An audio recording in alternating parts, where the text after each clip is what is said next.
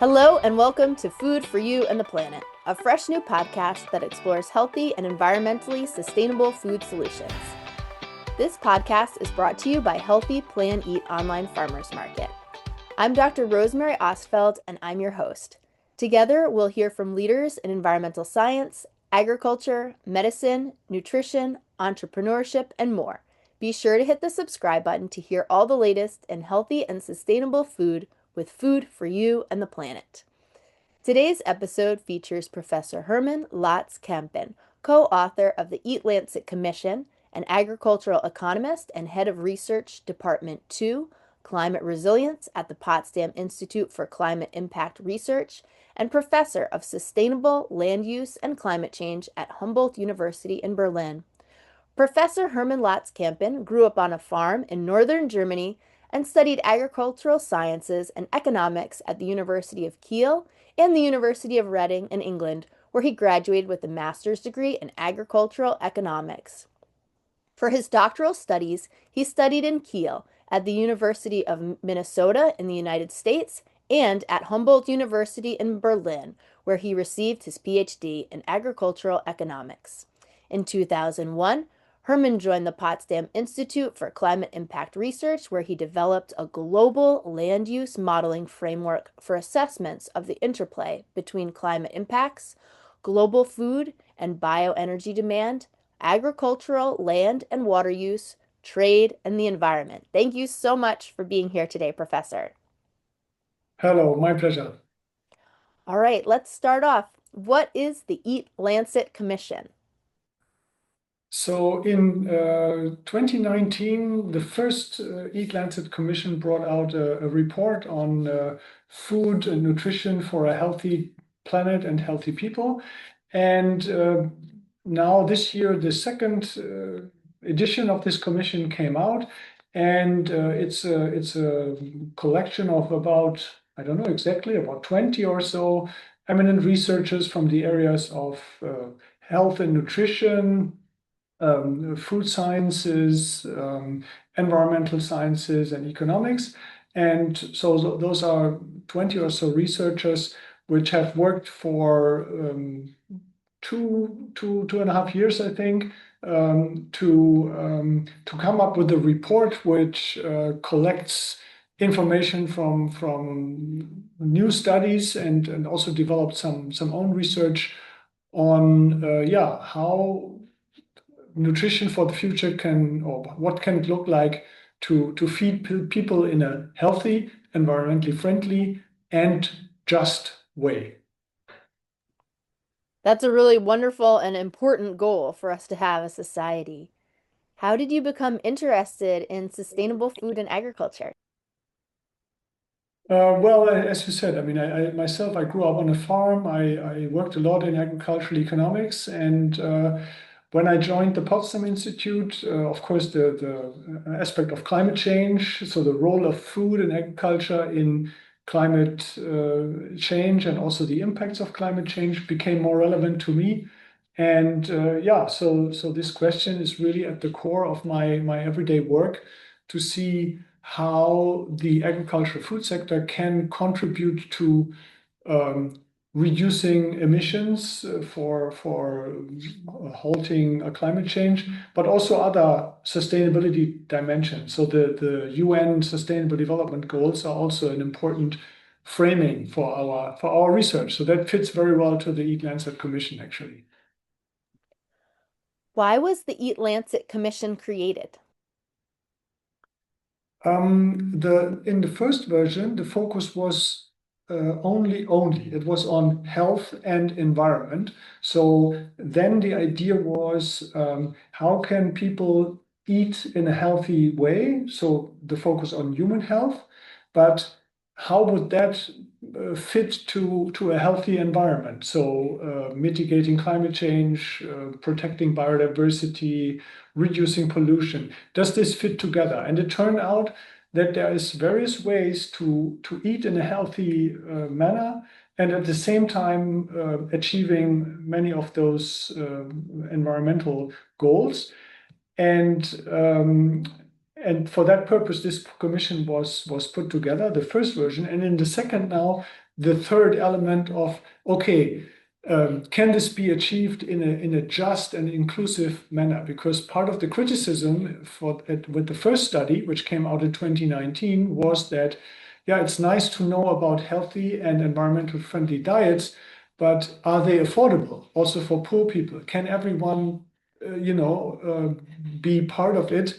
And so the justice aspect came up, and so that was added in this second edition. What types of scientists have served on the EAT Lancet Commission? Yeah, as I said in the beginning, so it's a mix of people from various environmental science directions like climate change, biodiversity, nutrient pollution, and so on. Then people from the nutrition and health community, so nutrition experts, health experts, who work on the interaction between food, nutrition, and all kinds of food-related diseases or health costs. And then also people with knowledge in areas of justice and inclusion and fairness, and how to devise policy instruments and ways of developing the food system which take care of disadvantaged part of the population and try to making the design of the whole system fair and inclusive. What is the Planetary Boundaries Framework and how is it related to our food and agriculture system? The Planetary Boundaries Framework has been developed over, I think, since 2009, so roughly over the last 15 years. It was put forward partly by one of the PIC directors, my institute's directors, Johan Rockström, who originally is from Sweden. And he was also a main author of the EAT Lancet Commission. So the Planetary Boundaries Framework puts up 9 so-called planetary boundaries defining what are conditions which keep planet Earth, the whole Earth system, in a stable state. So like over the last 10,000 years or so, what were main conditions to keep basically the planet in a healthy state. And these 9 boundaries were defined by a big science team and are now step by step further refined. And they include things like climate change, so meaning staying below possibly 1.5 degrees of warming, biosphere integrity, so keeping valuable ecosystems in a status that continues to provide a living space for all the valuable creatures. Another example is limits to nitrogen and phosphorus pollution and turnover, and there are several more. The connection to the food system is that the agricultural production and the food system as a whole contribute substantially to reaching these limits or even going beyond those limits, meaning the food system contributes to climate change, the food system contributes to biodiversity loss, and so on. So in this EAT Lancet Commission, the development of the food and agricultural sector was put together with this planetary boundary concept, and the Commission tries to show what can be done to stay within these boundaries and what's the contribution of the agriculture and food sector. What were the key findings of the first 2019 EAT Lancet Commission report? It's obviously the first report. Also, the second one is really long and very comprehensive report. But the key finding was there is a recommendation for how to feed people, or how people can feed themselves, which keeps them healthy and also reduces many of the environmental consequences and connections to the planetary boundaries. And I would say the main finding is that a largely plant-based diet with only small amounts of meat, especially red meat, but generally meat, and also dairy products, is a key lever to reduce nutrition-related diseases. For example, overweight and all kinds of how to say metabolic diseases relating to overeating or unhealthy eating. And at the same time, a largely plant-based diet substantially reduces the pressure on the environment by reducing the amount of land needed to feed the animals, reducing the amount of greenhouse gas emissions, reducing pollution with nitrogen and phosphorus surpluses. So this all goes hand in hand. So it's the dietary change aspect combined with reduced food and waste. That's another element. And the third element is sustainable increase of productivity in agriculture. But the main conclusion was this is in principle possible to combine health and environmental goals. What is the Planetary Health Diet, and what would that diet look like if someone were to, visualize it on a plate? I already partly alluded to that with respect to the main results. So basically, the largest share of the calories and the protein people would consume would come from plants or from plant-based raw products, and animal-based products like meat and dairy products would contribute somewhat, but only to a limited amount. So this is not a vegan diet, without any animal products, but just the largest share comes from plants. And just to give you an illustration, for Germany, I know the numbers. So the current consumption of meat, all kinds of meat in Germany, is about 1 kilogram per week per person. And the recommendations from the EAT Lancet Planetary Health Diet is around 300 grams. Yeah, so this would be for the German consumers. It would be the recommendation would turn out to be around 70% reduction of meat consumption. But it's also important to stress that the recommendations by the Commission are relatively flexible. So the recommendations for each food group are within certain boundaries, and there can be substitution. So if a person would like to eat more meat of a certain type, it can be substituted by other products. So it's not a fixed recommendation. It's rather flexible within the separate food groups, which also makes it adaptable to different cultural backgrounds, because we know around the world food cultures are very different, and but this can be accommodated. Do you have any examples of what that might look like for a meal, or are there any ways that people could learn a little bit more about how to have a diet that looks like the Planetary Health Diet? I mean, I already said something about, I mean, you could now I don't have the images quite ready, but you can convert this into, for example, eating up to 1 or 2 eggs per week. So not an egg every day, but just 1 or 2 eggs per week.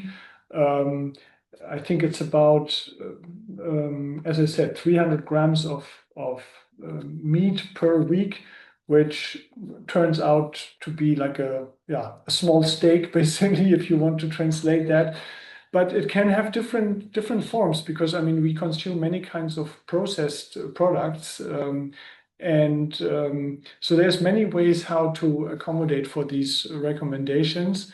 It just means that the preference should be to fruits and vegetables, and also nuts, all kinds of nuts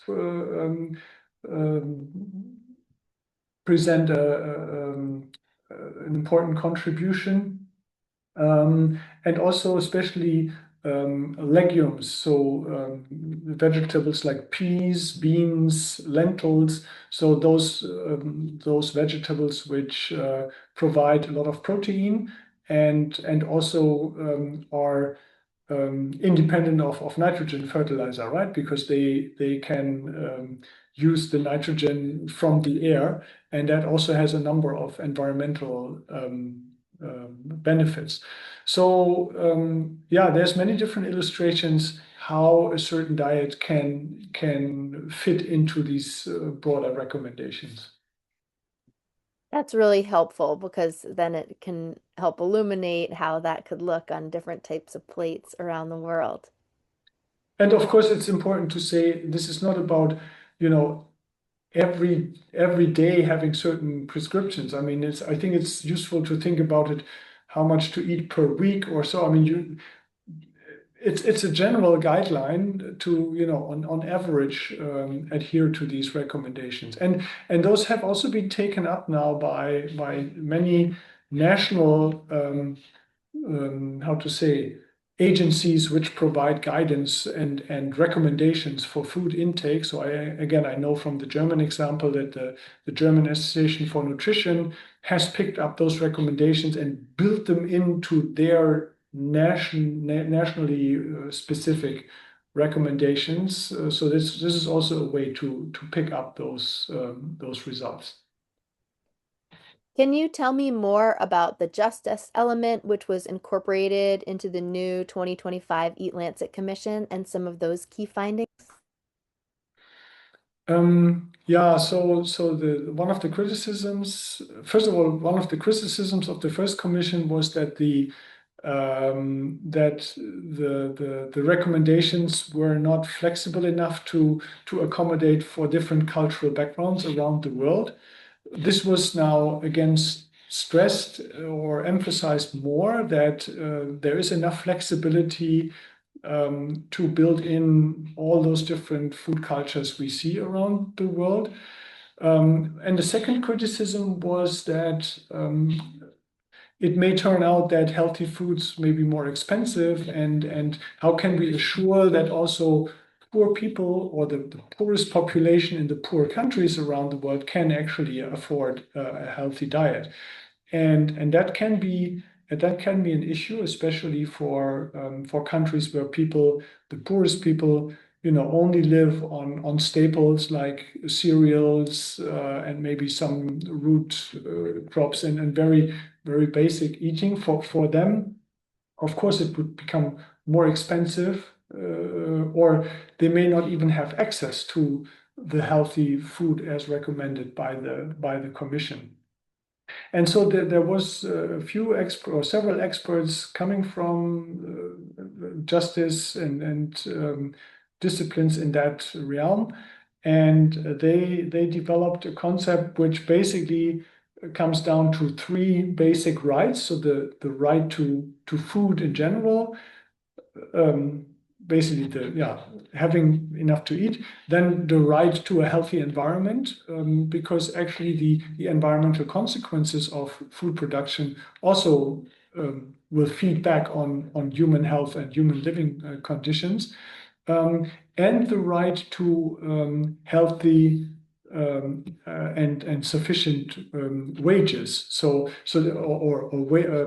Labor conditions, working conditions, because in many of the food sectors, people are not sufficiently paid, or working conditions are not adequate.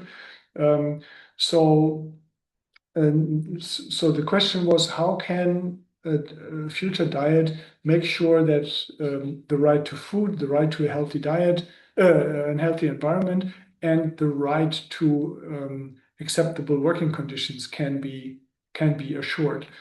And this, I mean, partly this can be achieved just sticking to these recommendations about more plant-based alternatives, but yeah, there has been a number of discussions which kind of policy instruments can be put in. So of course there needs to be support, direct income support for poor people, the so-called food environments, so the environments in which people eat and get their food need to be better framed around these recommendations. So the Commission came up with a longer list of recommendations how policies and how public support would need to be organized. One element is also nutrition education, so people actually know about how to feed themselves in a healthy and environmentally friendly way.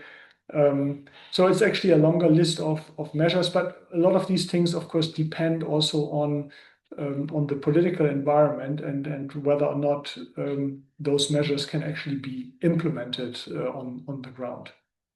But keeping this justice and inclusion aspect in mind while talking about and managing food systems is, of course, important in itself at every stage of the food value chain. What are some of the key barriers towards achieving healthy and environmentally sustainable food systems, and how can they be overcome? Yeah, one thing is that I would say that the true cost of the food system, so these environmental damages and also the health damages, are not well reflected in current food prices, right? Um, so people in their buying decisions don't really see the consequences, and that of course leads to too much intake in terms of meat, but also sugar, salt, and so on. And so this is one aspect of actually of regulation. There's also probably a knowledge gap that many people don't know enough about how a healthy diet would work. Um, and yeah, and so there's the request for improved nutrition education at different stages, I would say. I mean, this should probably start in kindergartens and school and continue, but also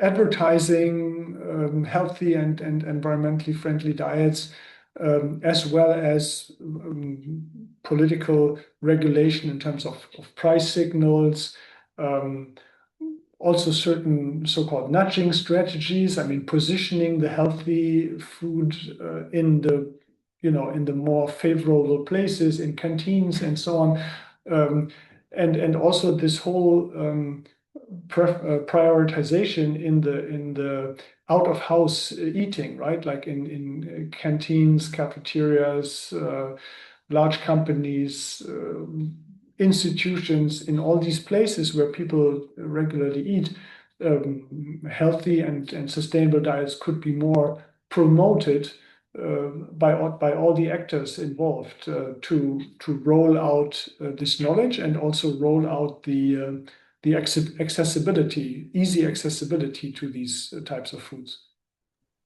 How can society effectively transition to healthy and environmentally sustainable food systems? Yeah, on the one hand, this seems to be a huge task because if we look at the numbers, right, the occurrence and the rate of obesity and overweight is steadily increasing in many countries, not only the rich countries, but also many uh, low and middle income countries. And some people argue that food habits are very hard to change because they are ingrained in our behavior, over a longer term and learned in child age.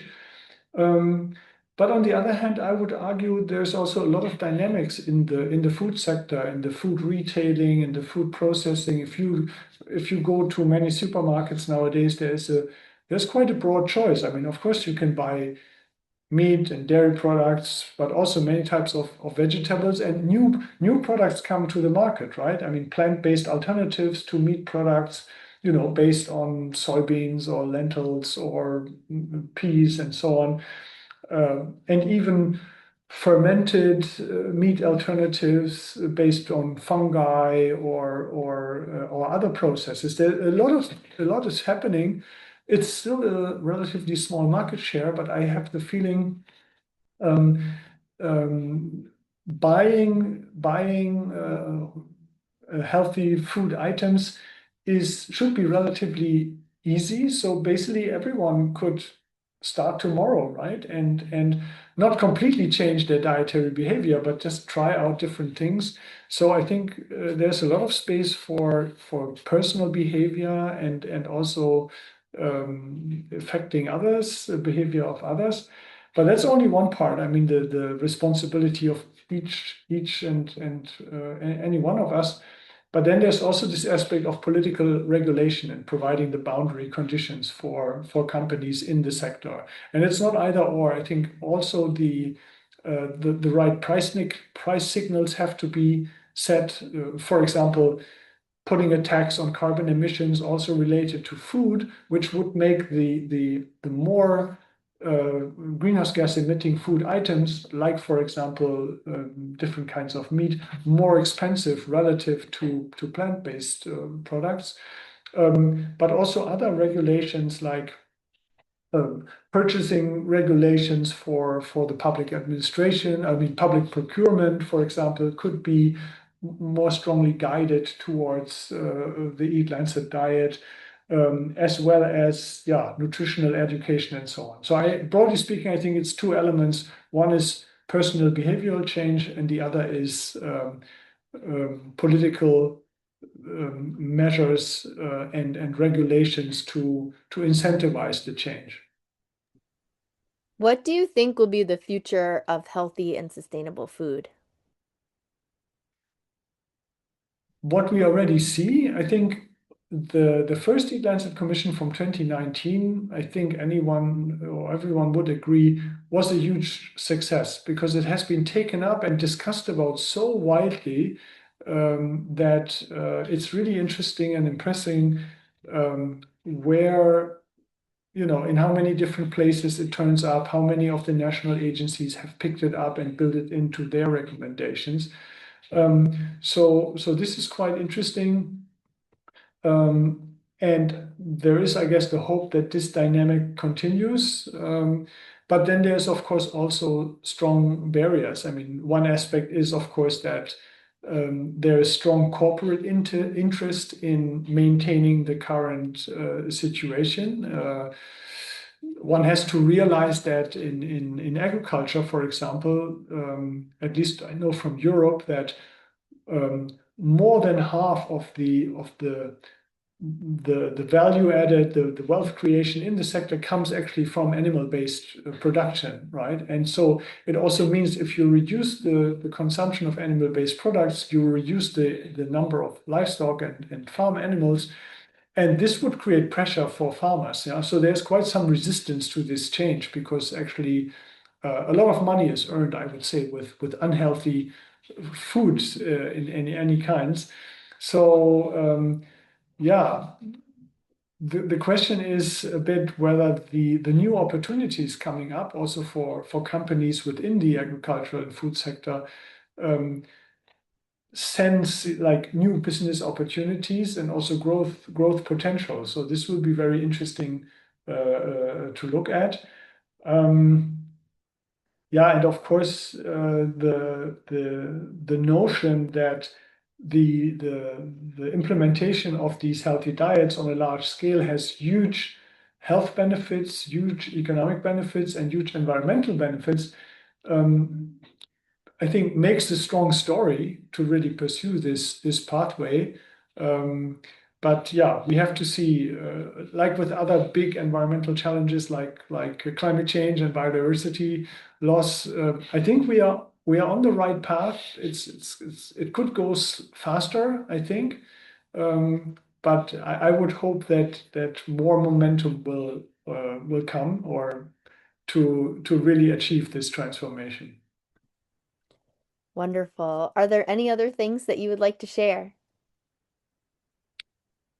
Um, I mean, one interesting aspect here is that around this aspect of food, that what we also learned in the commission, there's an interesting interaction between these different disciplines, right? So I mean, sometimes people argue, well, what I eat and is my private thing, my private business, and no one should interfere with that. But I think the Lancet Commission shows that what we eat has a lot of effects on our own health, on other people's health, and also how people work in the food sector